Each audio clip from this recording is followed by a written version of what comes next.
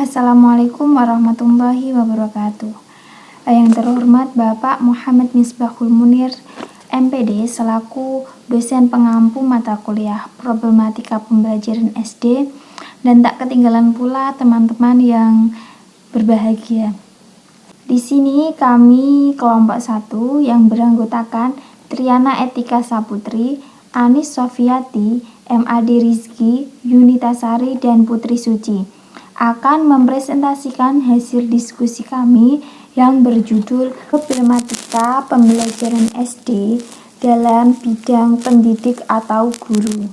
Pengertian guru sebagai tenaga pendidik profesional yang memiliki tugas utama untuk mendidik, mengajar, membimbing, mengarahkan, melatih, menilai, dan mengevaluasi siswa pada pendidikan anak usia dini melalui jalur formal pendidikan dasar dan pendidikan menengah.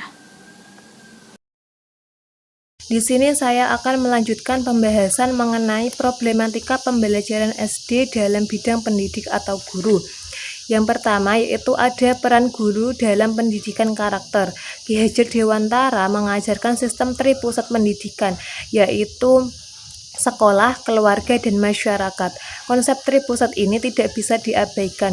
Sistem pendidikan nasional ini tidak ditempatkan di alam lingkungan sekolah saja, akan tetapi ada keikutsertaan keluarga dan masyarakat yang membentuk sukses dan gagalnya pendidikan nasional. Di lingkungan sekolah, pendidikan diberikan kepada anak didik dalam waktu terbatas, sehingga terbatas pula waktu bagi para siswa untuk berkomunikasi dan berinteraksi dengan guru. Oleh sebab itu, guru harus berkonsentrasi memberi perhatian kepada kepribadian dan fisik anak didik secara terbatas pula.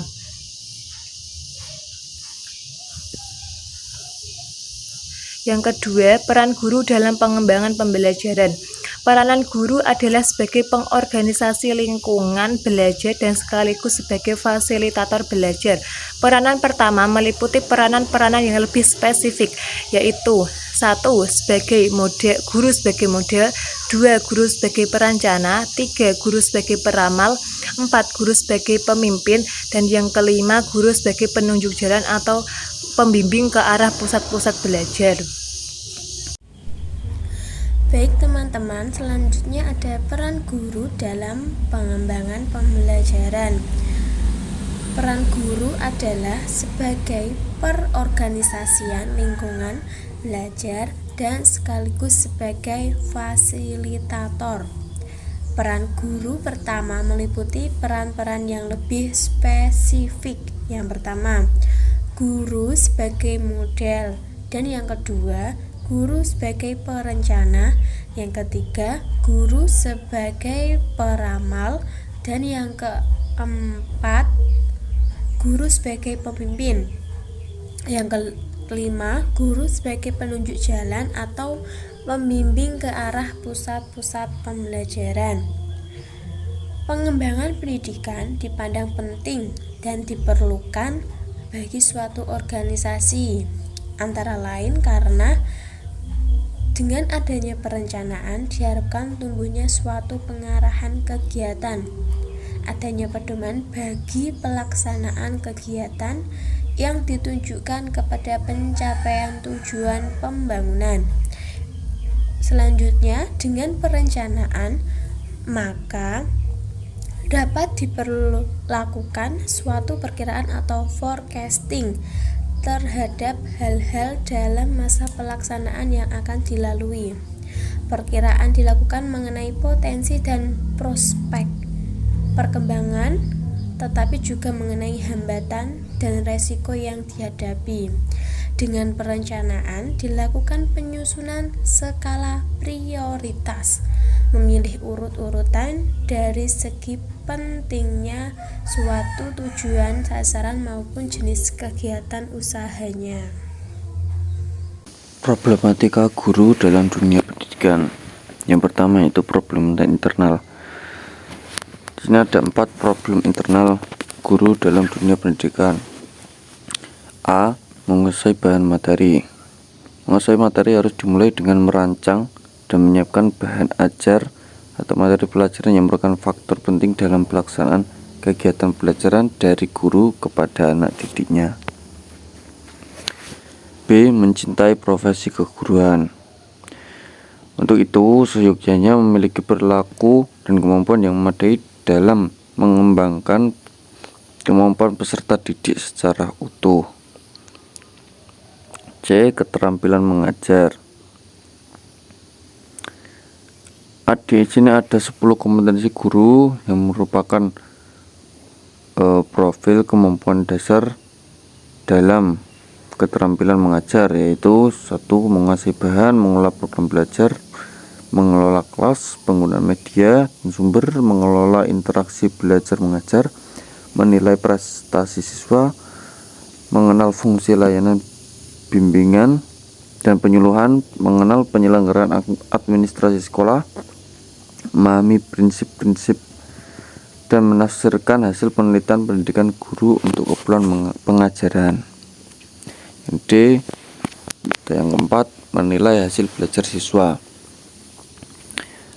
Evaluasi dilakukan tidak hanya untuk mengetahui tingkat kemajuan yang telah dicapai siswa, tapi juga untuk mengetahui sejauh mana tingkat pengetahuan siswa atau peserta didik yang telah dicapai.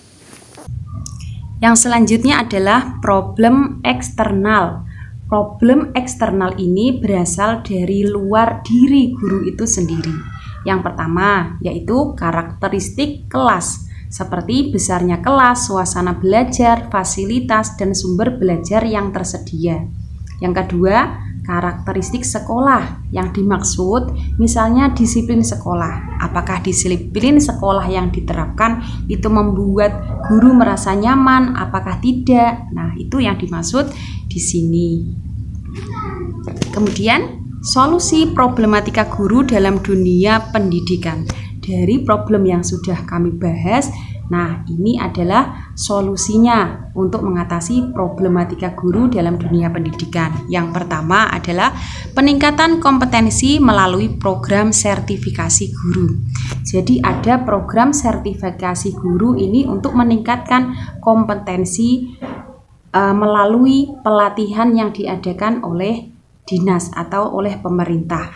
Ini guru mengikuti pelatihan dulu, kemudian dituntut untuk dapat mengimplementasikan dalam sekolah, dalam pembelajaran. Barulah nanti bisa mendapat tunjangan sertifikasi. Jadi tidak sertifikasi guru ini hanya dapat tunjangan, langsung dapat tunjangan, itu tidak, tapi ada timbal baliknya dari pelatihan dan juga implementasi yang sudah dilakukan. Yang kedua yaitu mendorong guru untuk aktif dalam kegiatan ilmiah. Jadi guru tidak hanya sekedar mengajar saja, tetapi juga melakukan kegiatan ilmiah seperti membuat artikel, kemudian melakukan penelitian. Nah, ini juga harus dilakukan oleh guru. Yang ketiga yaitu pelatihan untuk meningkatkan keterampilan berbahasa Inggris. Jadi, guru bisa melakukan pelatihan sendiri, bisa pelatihan online ataupun bisa kursus ataupun bisa belajar mandiri untuk meningkatkan kualitasnya dan kompetensinya dalam berbahasa Inggris. Ini adalah solusi problematika guru dalam dunia pendidikan supaya guru dapat melakukan perannya dengan baik dan benar terhadap tugas-tugas yang harus dilaksanakan. Demikian pemaparan dari kelompok kami. Terima kasih. Saya kembalikan kepada moderator.